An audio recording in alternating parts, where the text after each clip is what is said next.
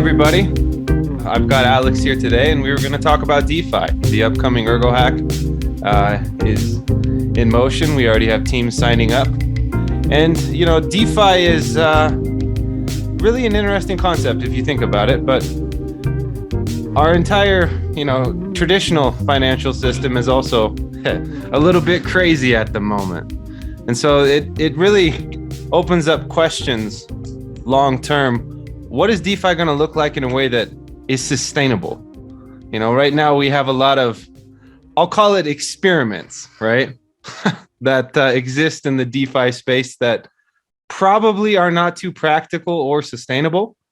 And so if we're going to build a P2P economy that has staying power, that has to be built on solid foundations. I think it probably requires stable economic principles and, may not be as, let's say, quick and sexy as the current state of the market. What is your thoughts on that, Alex? All right. So in the first place, I think DeFi started back in 2009, right? So Bitcoin is already kind of decentralized finance. But whether it's useful for building, alternative economies, right? Helping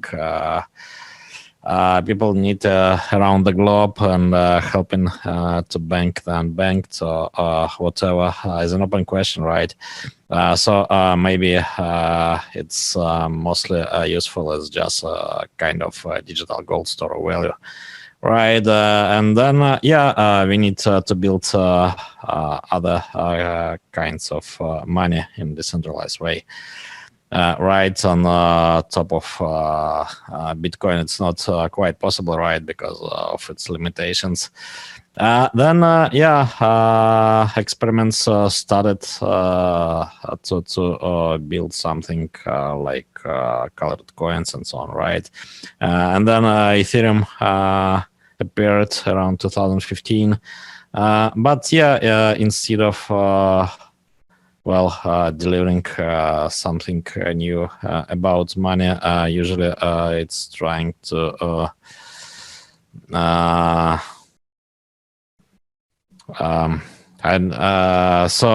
copycat, right, some traditional financial tools and doing that in very weird ways often, right? Yeah. It's funny.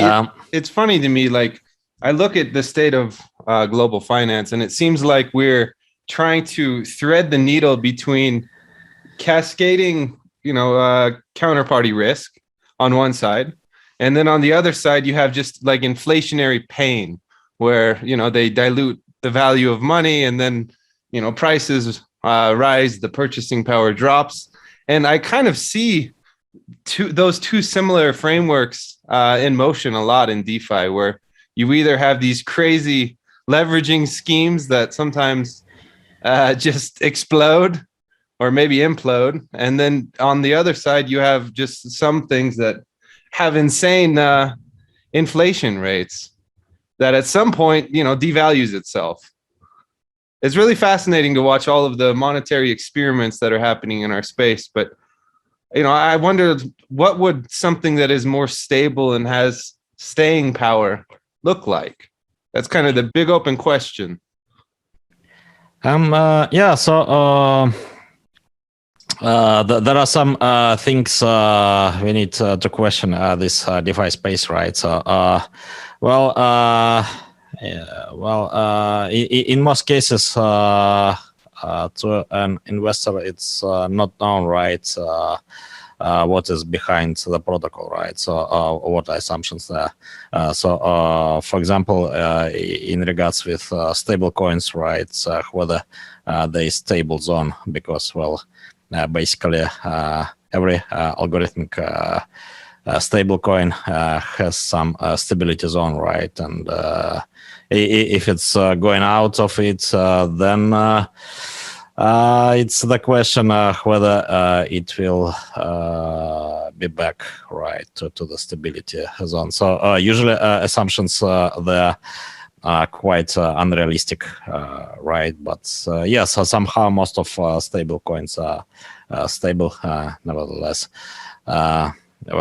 Due to market makers' activities, right, which is not in the protocol, right? So some external actors are providing stability, during uncertain times, and so on, right? So, in traditional finance, at least, right, it's quite clear that you have some profit, right, and you have a risk profile. Then, those things are connected, right? So if you are chasing high yield, then you're also having high risk, right? And low risk instruments in traditional finance usually are producing negative yield, right? So you are just losing money if you're packing them into some instruments which are considered stable, right? Low risk, let's say.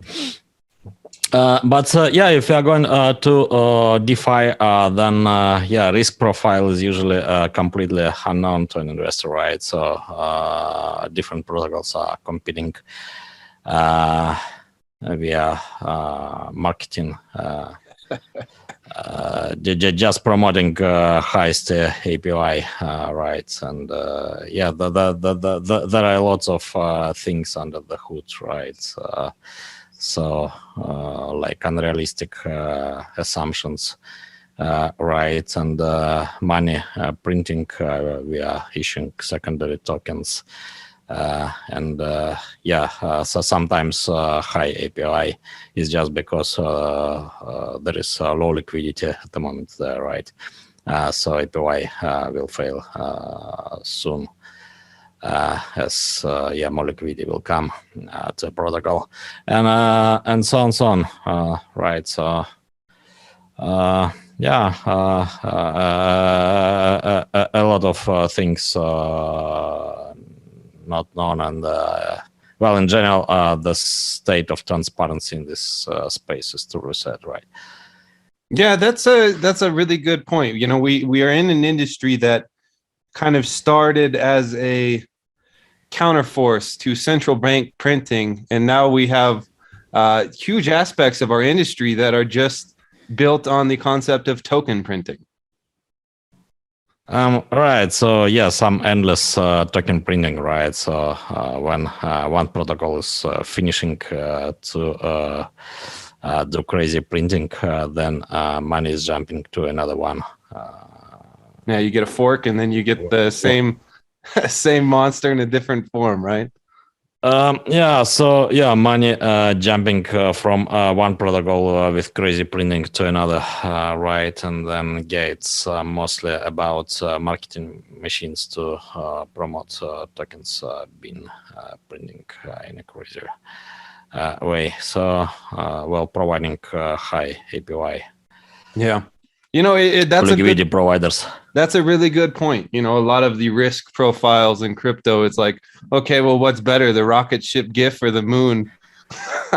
You know, there's not a lot of deep dive or even transparency in terms of assumptions and risks, and let's say the points of stability that really users need to pay attention to and watch. How can we change that to where we have more transparent protocols? I think it has to be something that users end up demanding, and that's in and of itself is hard, because it becomes up to the community to really put pressure on developers to be transparent. And I think right now it's just for the most part it's been risk on, and buy what's looks good in the moment without any like type of due diligence or critical thinking. Right. So I believe there should be some standards for auditing, right? So currently auditing is just about providing information about vulnerabilities to protocol developers, right? So in case of DeFi protocols, well, audit should also be done in the interest of public, right? So, well, providing information about possible ways of rug pulling, right, freezing the contracts, updating it, and assumptions the protocol is based on, right? Its possible instability zone and so on, right? So, for example, many stablecoin protocols, they are assuming that if pack is broken, right, then the protocol is issuing some assets like bonds, right, to restore the pack. So basically, you are buying 1 USD, for example, with discount, right? But when the markets are in free fall, so the whole question is who will buy, right, some additional instruments to restore the pack. Right, so it's not quite realistic, but actually a lot of protocols based on these two instruments mechanism. Yeah, and so on, right? So I'm not even talking about some trivial rug pulling and stuff like that. Yeah, it's fascinating how, we look at the space and there's always a lot of concern about hacks and or scams and or rug pulls. And, I think that's like basic common sense that people should look into in terms of risk assessment. But then you get the bigger question, does this even make sense, or is this a little insane? And I think that we certainly could improve just the disclosures and awareness of how these protocols work and what the risks are. So how do we encourage a community in a decentralized way to become self-enforcing? What would a KYC or know your assumption thing for DeFi look like on top of Ergo? How could we do that without being kind of the central power in the ecosystem? Is it just a matter of encouraging the discussion, or what do you think we can do to create guidelines and or encourage that discussion? Yeah, so there is no way to enforce developers to do anything, right, in the first place. We can just do promotion, right, of responsible disclosure whenever it's possible, right, and disclosing assumptions, right, protocols based on. So I'm doing some writing currently about the Ergo protocol itself, and some popular applications on top of it. Like Oracle pools, SigUSD, and so on. But I can't cover everything basically, and I don't have knowledge even about all the applications already been built, and developers are building more and more. So somehow, it should be some popular standard, right? Probably. But there is no enforcement possible. Sure, I think, I think extended UTXO is also good about precise formulation, right? Because the language, so the Ergo script and the underlying Ergo tree language are about conditions to be satisfied, right? So you see then predicates. Basically, conditions, right, to be satisfied in order to spend money in clear, right? With just some logic, right, and then yeah, for any tech-savvy person, it should be doable, I guess, to recover logic for basically any contract we have deployed. Nice. So yeah, unlike Ethereum, for example, right, where things are much more complex. So here is we have this machine, right, decentralized machine, where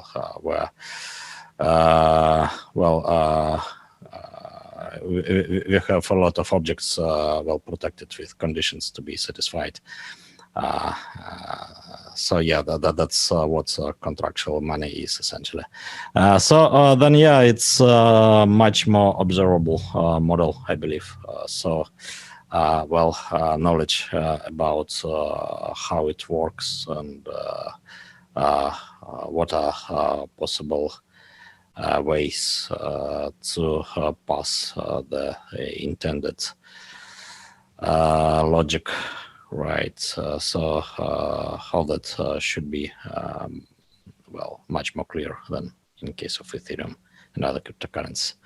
Sure. I think that's definitely a culture that we should try to promote within Ergo. And then hopefully it becomes something that users demand. So if developers want to build something that's popular and adopted, that's just the thing that their consumers demand. I think that's ultimately the best path versus trying to police the network. And I think that's probably an interesting thing that our community should really discuss, in terms of understanding the conditions of contracts and how they work, how they operate, what their risk profiles are, and then people can make educated decisions. That's somewhat contrary to the normal logic in this space, where a lot of things are driven by marketing and not critical thinking, Right. So yeah. So usually the space is just about throwing more and more DeFi protocols applications, right, and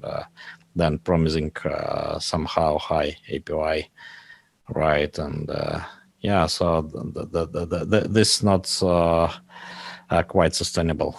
No, I don't think that that's going to be the future of decentralized finances, creating these kind of liquidity machines that are short-lived and then kind of migrate or fork and transform. I think we'd probably need something that's more sustainable long term. So the question is, we have a couple of stablecoin frameworks. We have the Oracle V2 framework that's kind of in the process of coming out. I'm not sure how close Green Hat is. Do you have any update on that? Yeah, so maybe parts of the Oracle Pulse 2.0 backend implementation can be assigned with bounties, right, to ErgoHack participants. So we're discussing that possibility. Yeah, it would be cool actually if it can be finished during the ErgoHack as a part of it. Yeah, that would be great. I think putting bounties in terms of these type of composable core frameworks is certainly a good way to bootstrap development. And then it becomes a question of encouraging people to put these tools together in a way that is transparent, number one, and hopefully kind of sets the stage for longer term value. It's fascinating. I question how much DeFi is actually decentralized in most cases. You know what I mean? Oh yeah. Yeah, not so much probably, right? So. And yeah, so it's also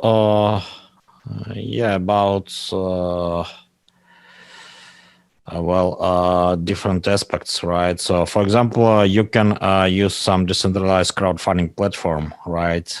But then money being spent in a centralized way, right? And Yeah, in opposite, so you can to take money from some central source, right, and then spend via some DAO, right? And then yeah, so anyway, so there is some stage, right, where things are not quite transparent, right? So I mean, it's if it's just centralized, it's not so bad maybe, but usually it's also not countable, right? It's at some stages of the whole process. I believe we need to make in the community some public experiments and document them maybe. For example,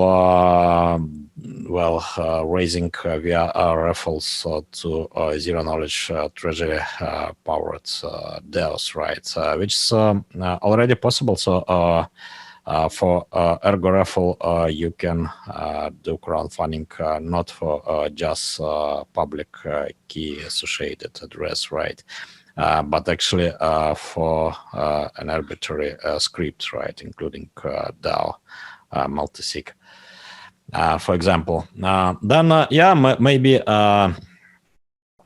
we can do some raffle in Dark Fund Zero, for example, right? Which is quite interesting, right, to compose the tools, right, to have accountability and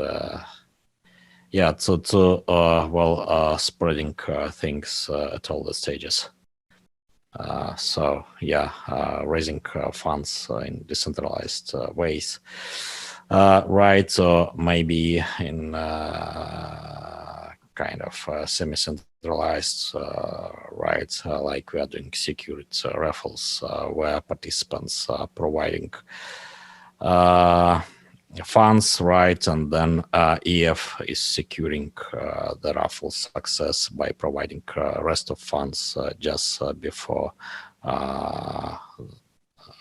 deadline of a raffle, right? But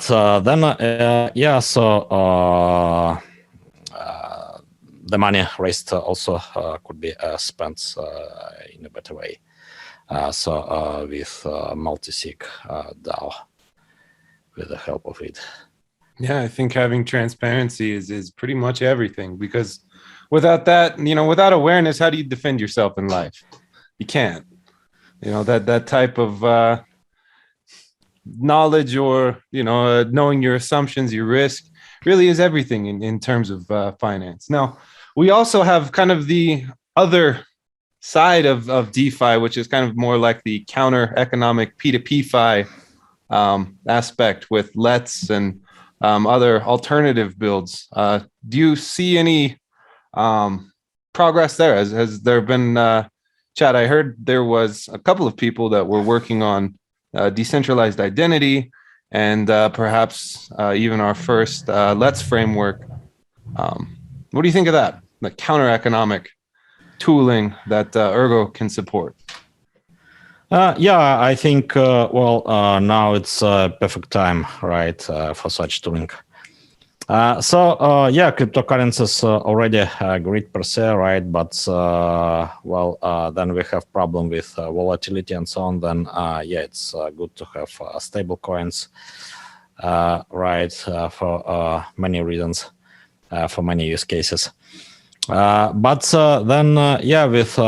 counter economic tools, you can also have stable value created, right, when it's needed, basically, right? So by basically a moving process of money creation, right, from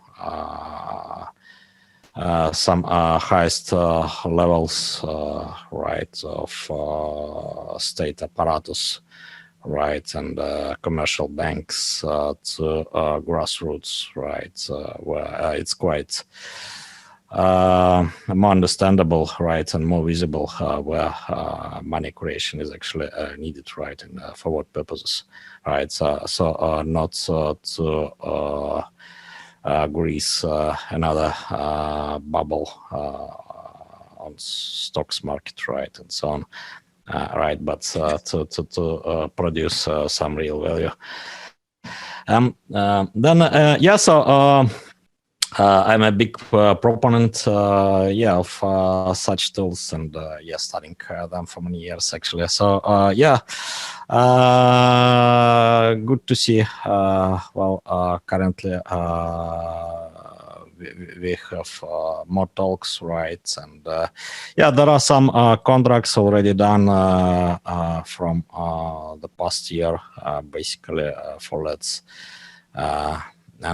So I'm going to write a new proposal for spender signed currency, which can be actually also a good solution.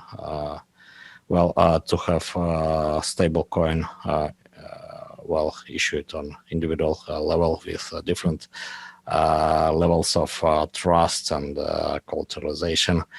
And also, layer 2 friendly, which is also important, right, for DeFi applications. And this is the thing we are missing, right, in today's discussions, because, there are a lot of aspects in this space. For Let's, it also would be good to finalize some application designs, right, and start implementations. Maybe during this hackathon, a bit later. So, would be quite great to see that in action. Yeah, I agree. Last Wednesday, which was yesterday, we had our Federal Reserve wizards in behind closed doors, and then they come out and they give a command to the economy. And now, we see markets reacting. I think there's a tremendous amount of power to moving, value creation to localized economies, and allowing people the ability to have some resilience in just global systems where they have no say. All right. Yeah. So there were actually a lot of talks during the COVID-19 pandemic, right, about how central bank can reach the main street, right. So that is definitely the last mile problem here, and actually a lot of people, I've forgotten from which institutions, but admitted that. I think it's quite clear, right, that for central banks, it's hard to reach Main Street directly, right.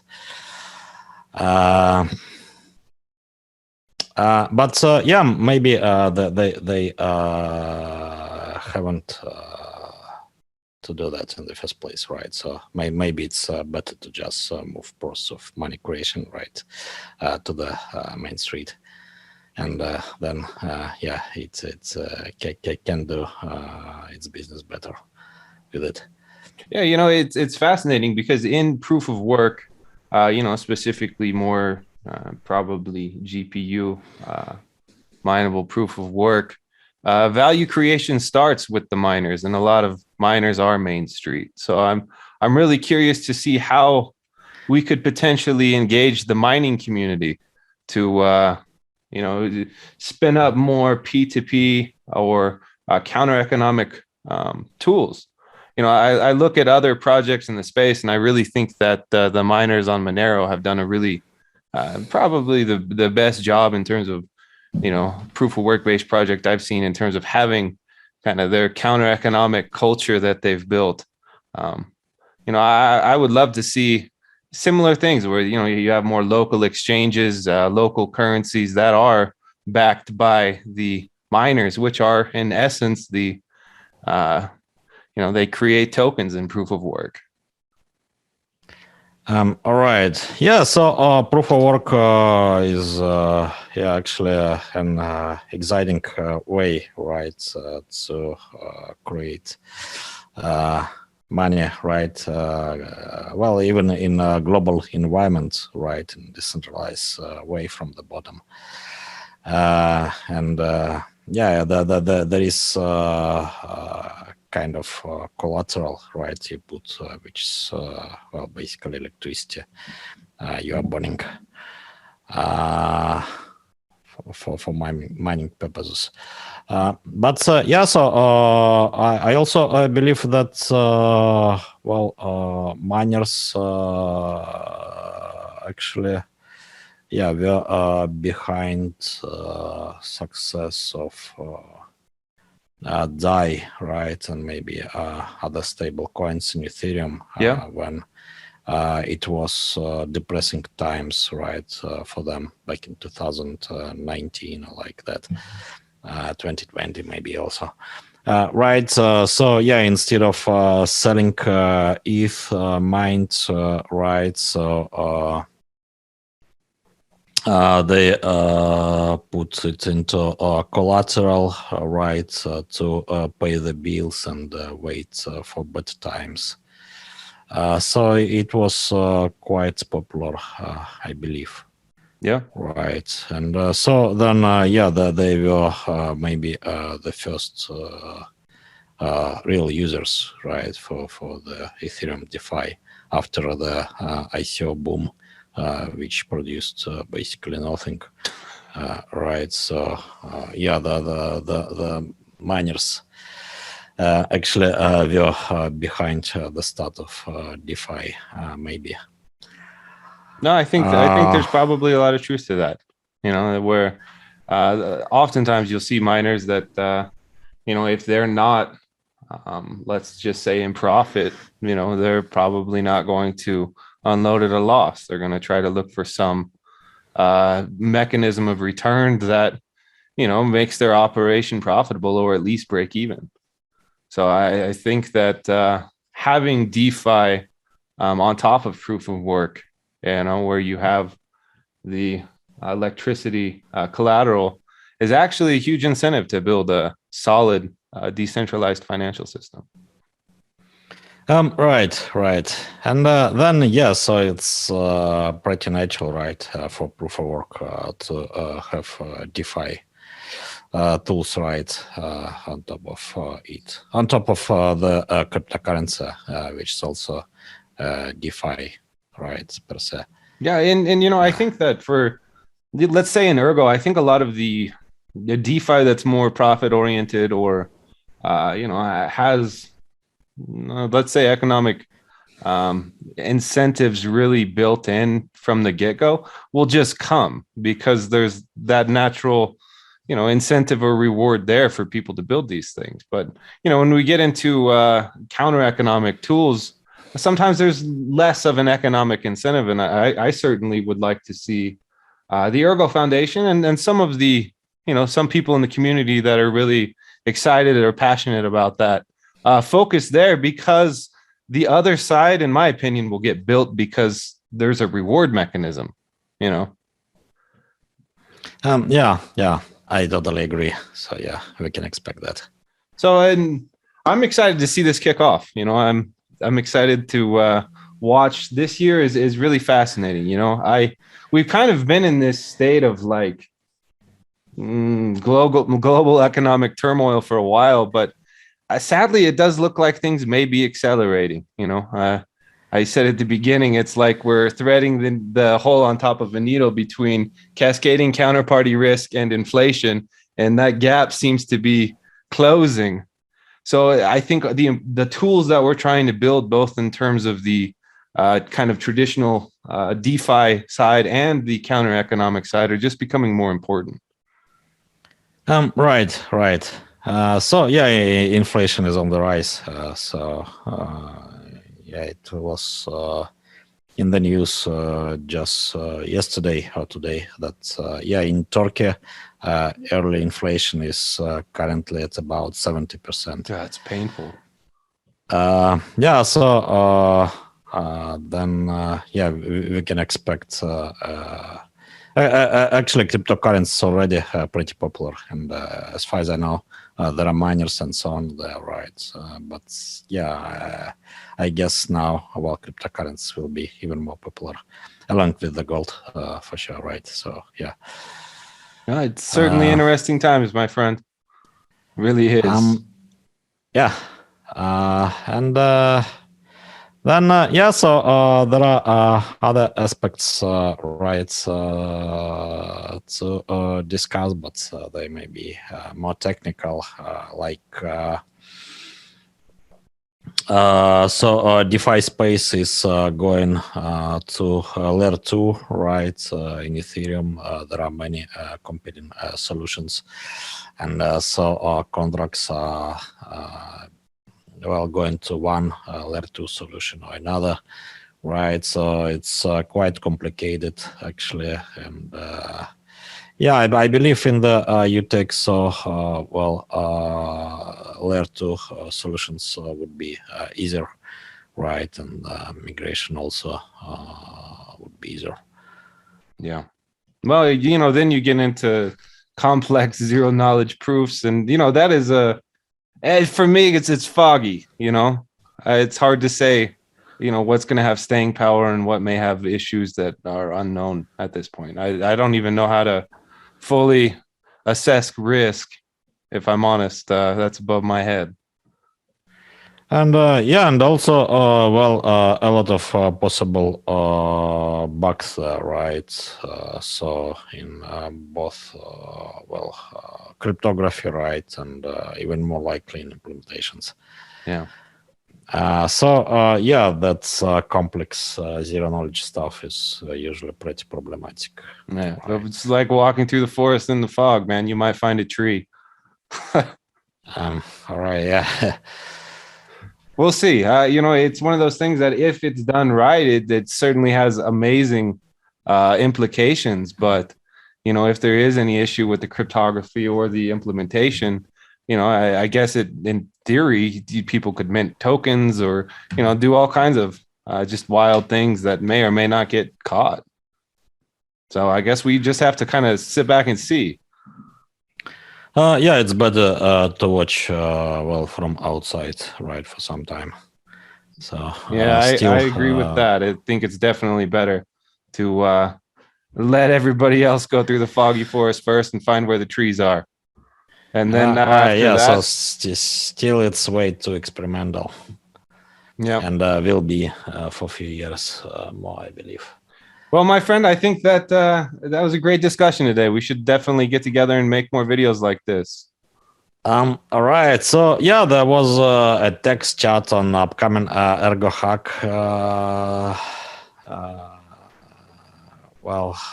And yeah, it seems a lot of interesting ideas, right, for ErgoHack, and hopefully we will see a lot of teams already. It's doubled, right, from previous time, if my memory serves me well. All right, so yeah, hopefully this ErgoHack would be the funniest one. Let's hope for that. I think it's going to be a great one. I look forward to see what the community comes up with. So Alex, thanks for taking the time to have a discussion. Let's do this again in the future, yeah? Sure, my pleasure, buddy.